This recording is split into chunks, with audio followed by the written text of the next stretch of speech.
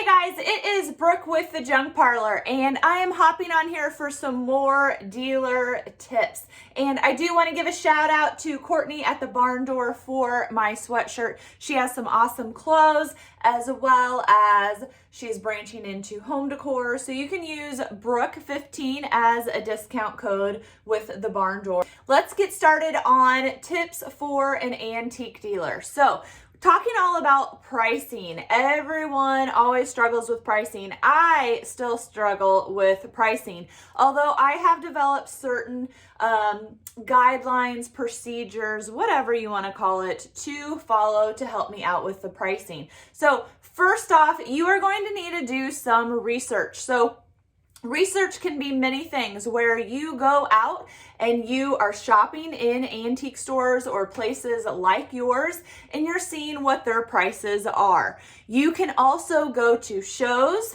and see what the prices are there. Now, depending on your location and what type of store you are at is going to play a role in what their prices are. Prices at a thrift store versus an antique mall, they should be different, right? Although I think, don't get me wrong, but I think thrift stores have forgotten what their role is, and they are trying to price their things like they are an antique shop. They are not. You are not going to price things the same if you are selling at a flea market as you would if you were at a high-end antique show. Okay?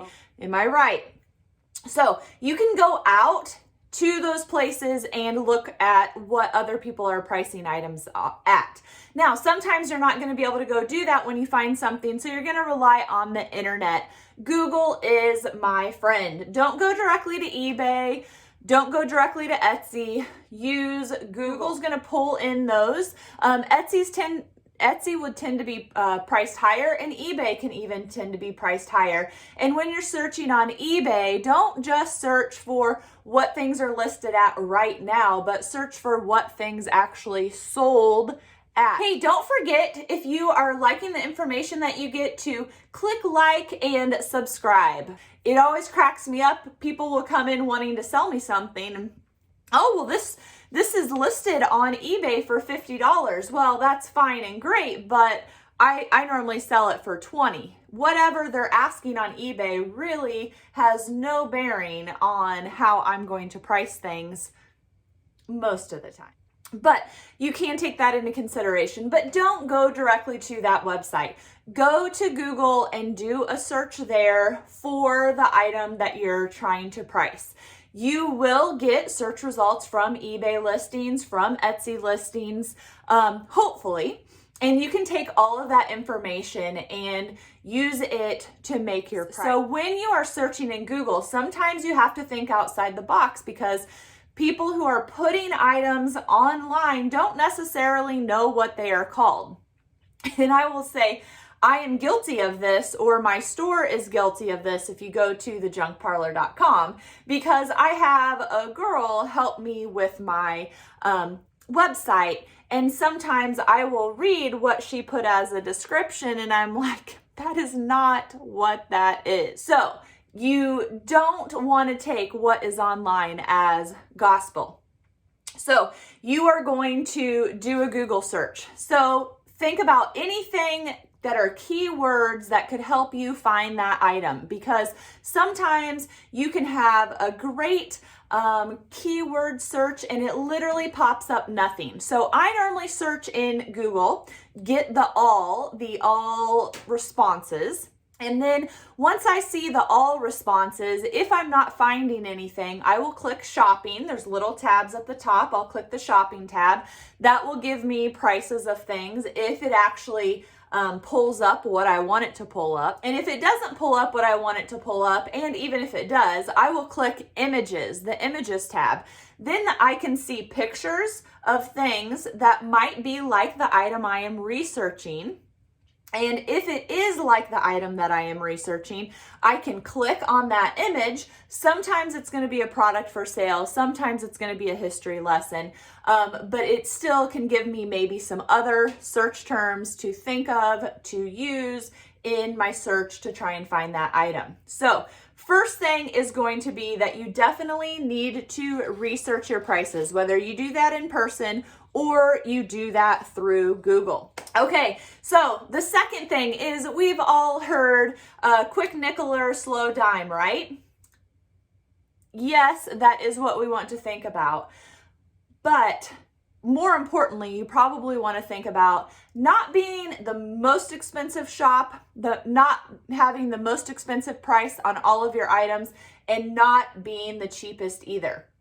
We don't want to be that high-end antique museum where everything sits and nothing sells, but we don't want to be where the thrift shop should be, down here and cheap, even though that's not what they're doing anymore, it doesn't seem like. We want to be middle of the road. So when you're pricing things, you know, when I find them online, even if something has sold for $100, I'm typically not going to price it for $100.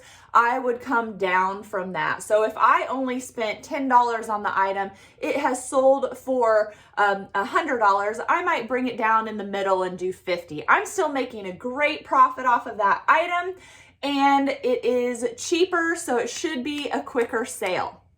So you have to take that into consideration. You can always start high, and then if you sit on the item for a while, have a plan of price reduction or do some kind of bundled lot or whatever you want to do, but you can always lower your price. But I would just plan on being a middle of the road kind of price.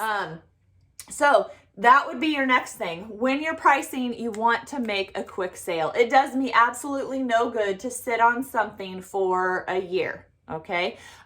You want to sell the item. The faster you can sell it, the faster you can go out and buy something else to sell and flip. The third thing that you want to think about when you are pricing your items is to not price yourself too low. I am going to say that the old men that I know that are sellers, they're too cheap. They are fine with flipping something for $1, $2 profit. That's stupid to me, okay? I love these old men I'm talking about. I love them, but that's stupid. They're really losing out on money because you have to think about the million other costs that you have as an antique dealer that most people don't think about when they first start reselling things. You're like, oh, this looks so easy. I'm just going to buy this and sell this. Well, that's all fine and dandy, but you're going to have rent or mortgage. You're going to have utility bills. You're going to be paying credit card fees. You're going to be buying things. If you are packing items and shipping them, you need a scale. You're going to buy packing equipment, whether you use recycled boxes like I do. I still am buying tape and thank you cards and paper, sometimes bubble wrap. That's still going to be an added cost. If you have a store or you're selling at a show, you're going to have bags or some kind of, again, packing material to put your items in for your customer. So that is going to be a cost. Your cleaning supplies, your tools, your paint. If you have to hire a carpenter to repair something, if you have workers working for you, you're going to pay for that. The trailer, the truck, the gas to haul things, move things around, all of those things are going to cost time or cost money.